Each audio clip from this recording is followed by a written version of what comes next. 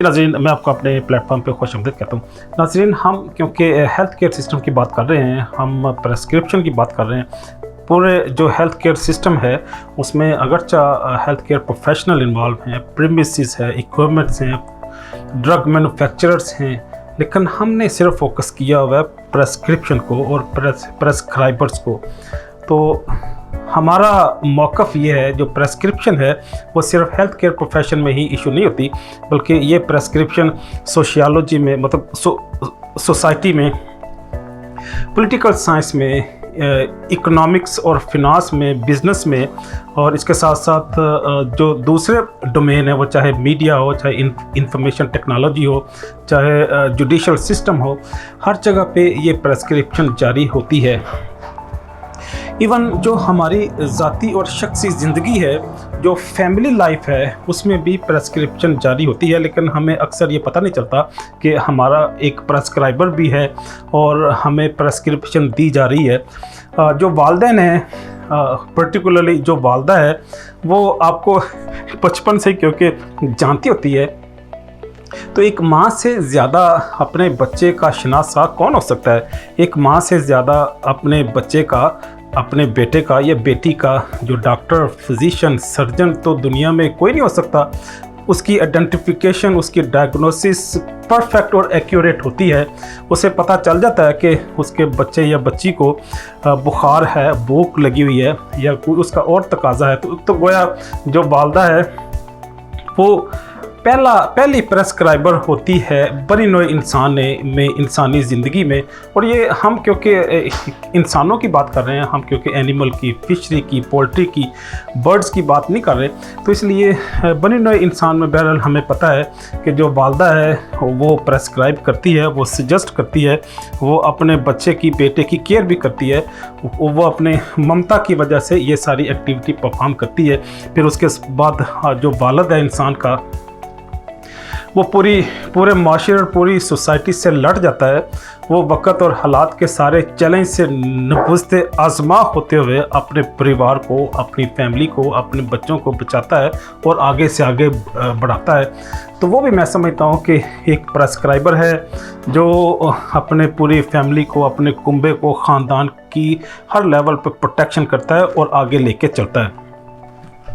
इसके साथ साथ एक और भी फ़िलासफ़ी आपके साथ हमने शेयर की थी कि जो प्रेस्क्राइबर है उसके लिए कुछ रिक्वायरमेंट्स हैं, कुछ पैरामीटर्स हैं जिसके लिए उसको क्वालिफाई करना चाहिए। उसकी इल्मी सतह इस लेवल पे होनी चाहिए कि जो चीज़ वो रिकमेंड कर रहा है, जो सजेस्ट कर रहा है, जो प्रेस्क्राइब कर रहा है, उसके वो सारे pros and con, plus and minus, उसके सारी एक्टिविटी को वो जानता हो।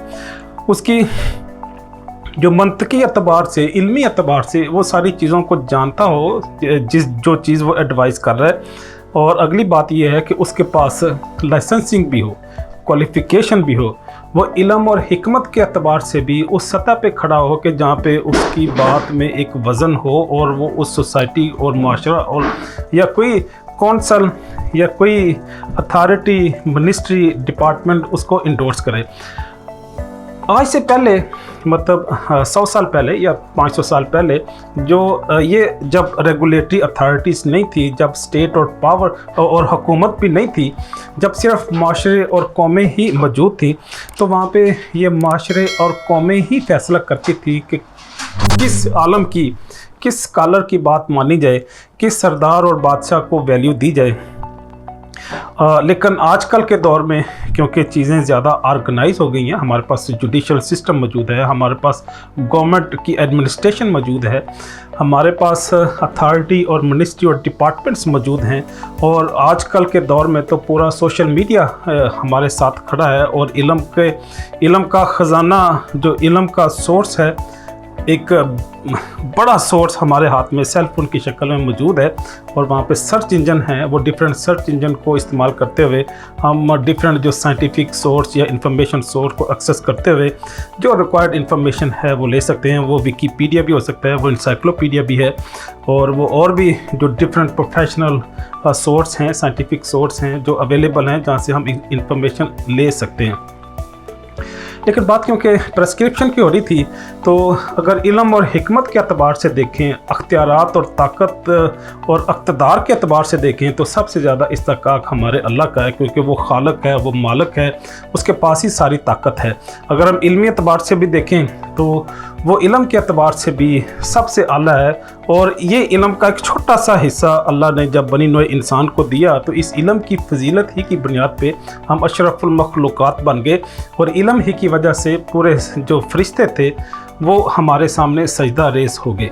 तो गोया जो इल्म जो है वो भी प्रेस्क्रिप्शन की एक रिक्वायरमेंट है, और सबसे बड़ा जो प्रेस्क्राइबर है वो अल्लाह की ज़ात है, और जिसने हमें अपने अहकामात की शक्ल में जो डिवाइन डॉक्ट्रिन्स है, जो होली बुक्स हैं, उसकी शक्ल में हमें प्रेस्क्रिप्शन अता की हैं।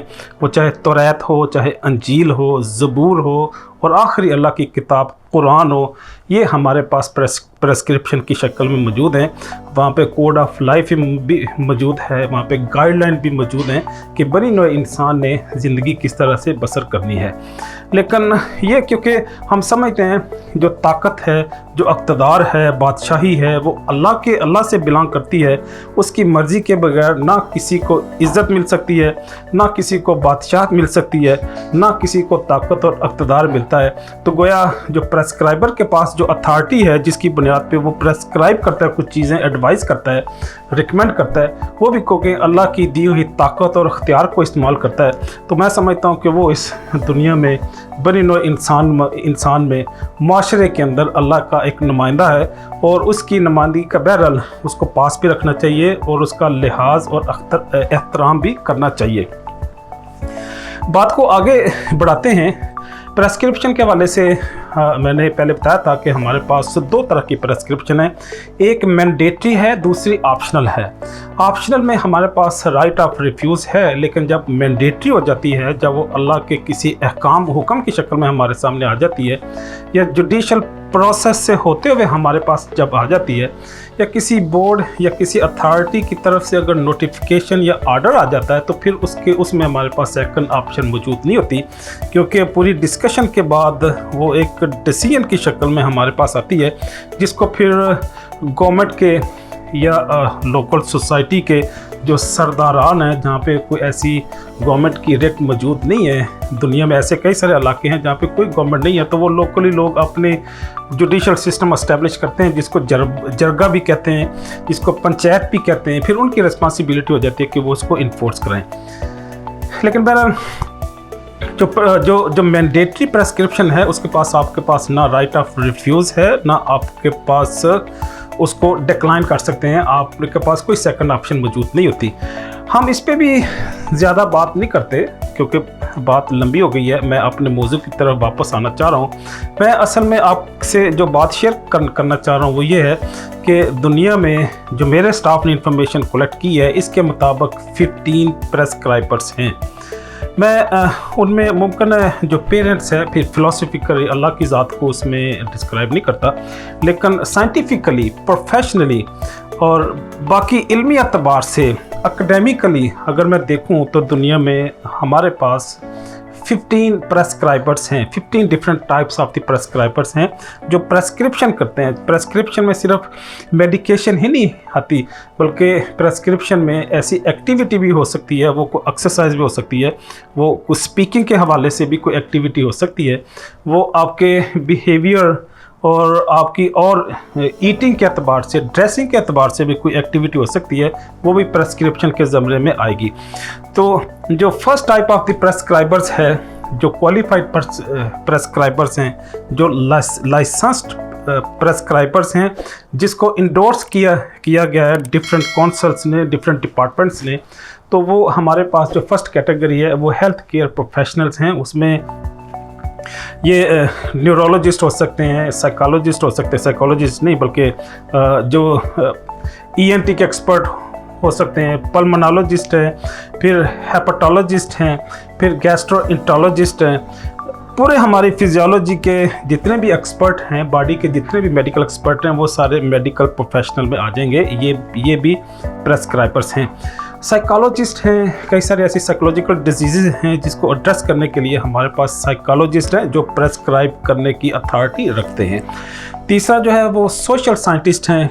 सोशल साइंटिस्ट भी अपनी प्रेस्क्रिप्शन करते हैं इस सोसाइटी के अंदर, माशरे के अंदर पीस और हार्मनी एस्टेब्लिश करने के लिए। वो अपने लेवल पर डायग्नोज करते हैं, इंफॉर्मेशन और मेटा डाटा कलेक्ट करते हुए रेट्रोस्पेक्टिव प्रोस्पेक्टिव स्टडी करते हैं। उसके बाद अपनी फाइंडिंग की बुनियाद पे वो इंडिविजुअल या कलेक्टिव रिकमेंडेशन देते हैं और प्रेस्क्रिप्शन जारी करते हैं। उसके बाद हमारे पास सोशल वर्कर्स हैं, फिर फिजियोथेरापिस्ट हैं जो पेशेंट की जो फिजियोलॉजी है, फिजियोलॉजी मीन उसकी मसल और बोन को पर्टिकुलरली वो एड्रेस करते हैं, तो उनकी करेक्शन के लिए वो डिफरेंट प्रेस्क्रिप्शन जारी करते हैं। गवर्नमेंट ऑफिशियल्स हैं, वो चाहे फूड अथॉरिटी के भी हो सकते हैं, फार्मास्यूटिकल के भी एक्सपर्ट हो सकते हैं, वो जुडिशल डिपार्टमेंट के मतलब मिनिस्ट्री ऑफ जो लॉ है उसके भी रिप्रेजेंटेटिव हो सकते हैं। वो अपनी ऑब्जर्वेशन के मुताबिक जो उनके पास फाइंडिंग आती है, इंफॉर्मेशन आती है, तो वो माशरे को, पब्लिक को, लोगों की सेफ्टी के लिए फिर प्रेस्क्रिप्शन कर सकते हैं। वो नोटिफिकेशन की शक्ल में भी हो सकती है, एक आर्डर की शक्ल में भी हो सकती है, और वो विज़िट और इंस्पेक्शन की शक्ल में भी हो सकती है। वो डिफरेंट फैक्ट्रीज, प्रीमिसेस या इंडिविजुअल्स को वो डिटेन करके उनसे फर्दर जो भी उनके प्रोटोकॉल हैं उसके मुताबिक आगे चलते हैं। फिर आगे हमारे पास जो छठी है वो एजुकेशनिस्ट हैं, एक टीचर है। जिस तरह मैं भी अपने आप को टीचर समझता हूँ और मैं इसको एक बड़ा नोबल प्रोफेशन समझता हूँ, तो हम मेरे जैसे या मेरी कम्युनिटी को लोग जो उस्ताद हैं, जो टीचर्स हैं, जो रिसर्चर्स हैं, प्रोफेसर हैं, ये लोग भी प्रेस्क्राइब करते हैं। इनके जो पेशेंट होते हैं वो अमूमन लिसनर्स हैं, वो ऑडियंस हैं, वो स्टूडेंट्स हैं। उनके सामने हम अपना बयानिया, अपनी इंफॉर्मेशन वो रख देते हैं। और जो टीचर का मुकाम है, जो स्कॉलर्स का है, जो रिसर्चर और मुहक्किक का मुकाम है, हम ड्राइव नहीं करते लोगों को, हम अपने स्टूडेंट्स को, अपने फॉलोअर्स को कंट्रोल नहीं करते, हम उनको डिक्टेट नहीं करते। हम इंफॉर्मेशन दे देते हैं, बाकी उन्होंने जो भी करना होता है वो कर लें।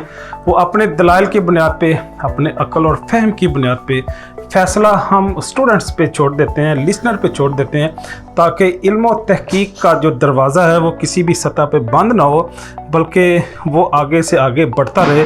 और ये जो इल्म का बहता हुआ दरिया है, ये दरिया वन साइडेड नहीं होना चाहिए, ये डोल होना चाहिए, ये चलता ही रहना चाहिए।